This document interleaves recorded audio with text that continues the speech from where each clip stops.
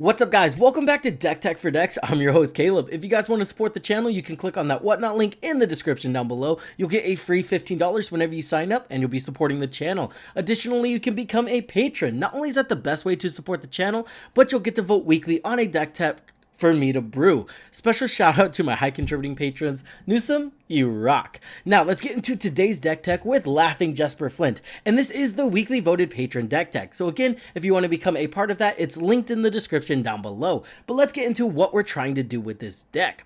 It's very simple. This deck wants to go wide with mercenaries, and then we're going to start exiling the top of our opponent's libraries, and then we get to cast those spells. The good part is we don't have to focus super hard on going wide with our mercenaries because all of the creatures that we have but don't own will automatically become mercenaries because of our commander.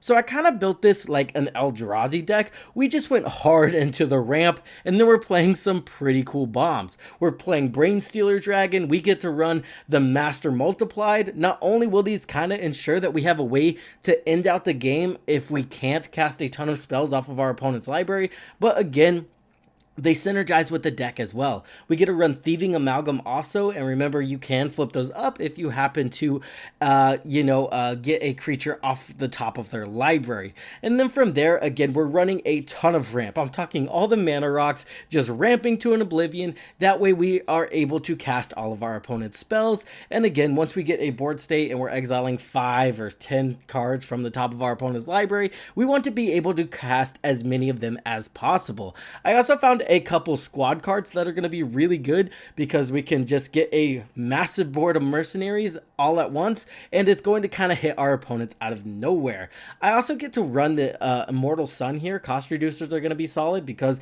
reducing the cost of all of those spells that we're exiling is amazing, especially when we're running Prosper Tomebound, right? So if we're running stuff like Semblance Anvil, the Immortal Sun, you throw Prosper Tomebound on top of that, and you can kind of just storm into your opponent's library and cast as many spells as you can exile. So that's kind of the goal of the deck. Make a lot of mana, exile spells from our opponent's library, cast as many of them as possible, and then win the game by smashing face. So if that sounds like a deck tech you want to get into, let's get into it. Let's kick it off by talking about the mercenaries we're going to run. Prosper Tomebound is going to be perfect here. He can kind of create some insane storm turns where we cast a ton of cards from our opponent's library. Not to mention he's a solid source of consistent card advantage, and we're going to be casting some spells from exile on our side as well. The Master Multiplied can generate a massive board state very quickly. This guy only needs to attack a few times before he just takes over the game. Grim Hireling is going to be amazing here. We can generate up to 6 treasure tokens, not to mention she's a very good way to start committing crimes. All we have to do is pay 1 black, sacrifice a treasure token, and congratulations, you just committed a crime. Orochi Soul Reaver, again, this is going to be a solid way to generate treasure tokens, and we're going to be manifesting the top cards of our opponent's library, so it just fits very well with the theme. Grinzo Havoc Razor, another way to cast some spells from exile off of the top of our opponent's library, and Goad is just a very underrated mechanic that does come up a lot and proves to be very useful. Gisa the Hellraiser is extremely busted in this deck. We can generate a massive board of those mercenaries. She's extremely broken whenever you pair her with Grim Hireling. Now she's generating enough mercenaries to ensure that we're triggering Grim Hireling 3 times a turn, and then that's going to net you 6 treasure tokens, which is enough treasure tokens to make sure we're triggering Gisa 4 times a rotation. This can generate up to 8 mercenaries a rotation, and you're gonna basically win the game from there. Mary the Killing Quill just gives us a lot of value. We can generate treasure tokens and draw cards off of her whenever we deal combat damage with our mercenaries and remove those hit counters. Not to mention it's going to be very good graveyard hate for those graveyard based strategies. Baracos Party Leader, very good. This guy's not only a mercenary, but he's going to make it to where we're generating treasure tokens whenever he attacks, so he's going to be solid ramp as well. Thrill Kill Disciple is the best way and the cheapest way to generate those mercenaries. Now we do have to discard a card for every squad activation, but in a deck where we're just trying to cast our opponent's spells, we don't need very much cards in our hand anyway, so we will gladly trade a board state for the cards in our hand. Powder Ganger, a little more expensive, but we don't have to discard any cards, and we can destroy artifacts whenever he ETBs. Nighthawk Scavenger's just a very good rogue that is going to generate us a lot of life and hit like a truck in the late game. Massacre Girl, known killer, this is really going to disincentivize our opponents from blocking us, and additionally, it's going to provide card advantage whenever they do. Treasure Nabber is not only one of those mercenaries, but it's just going to fit in the theme of us generating a lot of mana to cast our opponent's spells. Bitter Blossom is just going to sit on the battlefield and generate those fairy rogue tokens that are going to trigger our commander. Black Market Connections, kind of the same thing here. We do have to pay a ton of life, but hey, full sending Black Market Connections is something I'm not afraid of. So we're going to get that colorless shapeshifter, we're going to get a card, and we're going to get a treasure token off of this. Now let's talk about the fun cards we get to run. Brain Stealer Dragon. I love slotting this in any deck where it makes sense. This is just such a cool card and such a fun way to kill our opponents, and that's exactly what it's going to do in this deck.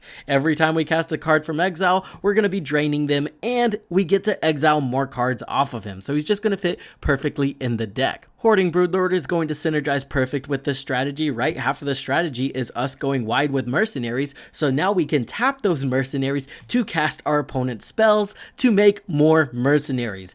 This is going to be amazing. And on top of that, you get to tutor up a card, anything you need. Maybe you have Gisa and you need your Grim Hireling. That would be a very perfect tutor. Thieving Amalgam is also going to be amazing here. We're going to consistently manifest the top card of our opponent's libraries, and then we can flip those up as long as they're permanent. So again, we're stealing our opponent's deck. Plargan Nasari is honestly an underrated card. Every time I see this thing hit the battlefield, not only does it do work, but it usually becomes a problem and we have to remove it almost immediately, or the person with Plargan Nasari just runs away with the game because of the value they're generating. Breach the Multiverse seemed solid here, just paying 7 mana, mill super deep, we get our best creature and all of our opponent's best creatures onto the battlefield that way. That's going to jumpstart our commander and really get us some mercenaries on the battlefield. It's also worth noting, due to the amount of mana rocks we are on, running these 7 CMC spells does not slow us down at all. Passionate Archaeologist is really good here as another win con.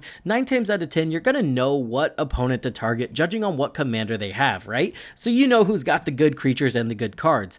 You can use Passionate Archaeologist to kill the players that you're not stealing the cards from. So maybe there's a blue control player, we can kill them first with our Passionate Archaeologist and make sure we kill the player that we've stolen all the stuff from last. Rakdos Lord of Riots has some very good synergy here. Now we deal combat damage, we reduce the cost of all of the creature spells that we cast. Notably, it just says we cast, so even if we exile them off of the top of our opponent's library, it's going to reduce the cost of those as well, and then we can just pay the mana pips to put all of our creatures into play that we've exiled and the ones in our hand. This card is going to be absolutely amazing when we have Prosper on the battlefield, because as long as all of those creatures you exile only have 1 pip, we only have to spend 1 pip to put them onto the battlefield, and then Prosper is just going to give us another treasure token, so you can essentially cast all of the creatures we're exiling very consistently as long as they only have 1 pip, and even if they do have 1 or 2 pips, you can throw in an extra mana here or there. 9 times out of 10, what I'm saying is you're going to be able to cast every creature you exile when you have these 2 on the battlefield. Semblance Anvil is very good for the same reason. Very early on, you're going to know if you're casting more creatures, more instants, more sorceries, judging by the decks our opponents are playing. So just exile the card accordingly, and then all of those instants, sorceries, or creature spells, maybe artifact spells, are going to get reduced, ensuring that we can easily cast all of the spells we exile from our opponent's deck. We're also on the Immortal Sun, kind of the same reason, kind of just because it's a really cool card and we generate a ton of mana. We're going to get card advantage off of this, a small little buff, and we do get to reduce the cost of all the spells we're casting by 1. That can be absolutely insane in a Storm build. We're also going to throw Burgi in the deck for the same reason, right? Now whenever we cast a spell, we get a red mana. That's essentially going to make it to where all the spells we cast get negated by 1, since we can use mana of any color with our commander. Not to mention that backside gives us some insane card advantage, especially when we pair that again with Prosper. Now we're exiling our hand and we can just cast cards from exile instead, and that's just going to net mana. Very good in a deck that just has a bunch of mana rocks. It can kind of create scenarios where you just throw a ton of mana rocks onto the battlefield and really explode ahead of your opponents. Great Train Heist is just an incredibly flexible card I've been trying out recently. You get to get an extra combat step, you can get some extra treasure tokens. That second ability I'm probably not using 9 times out of 10, but the other two on the card are straight gas. We're also going to be playing Shared Animosity here, right? Our commander turns all of our opponent's creatures into mercenaries, so now our mercenaries are massive and it's going to become easier to end out the game.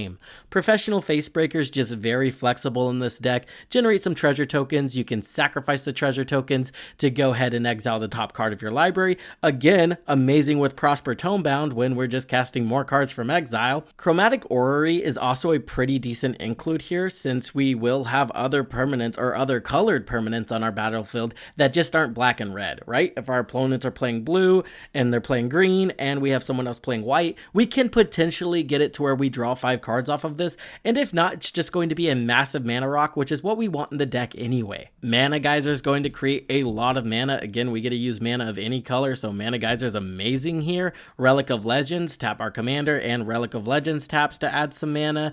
We're also on the Cabal Coffers and Oreburg Tomb of Yawgmoth combo. Whenever something says, hey, you can use mana of any type, you may as well throw ways to make some insane amount of mana in your deck. With that being said, guys, I'm going to end the deck tech here. The rest of the deck is a lot of mana rocks, the interaction, and the spells that are in the deck that don't need justified or explained. So if you want to see the full deck list, it will be linked in the description down below. And don't forget, you can always become a patron to suggest commanders for me to build and then vote on them. I would like to shout out my high contributing patrons, Newsome, Preator, Excessum, and Chicken Salad. You guys are all amazing. I hope this helped you in your deck building endeavors, and I will see you in the next one.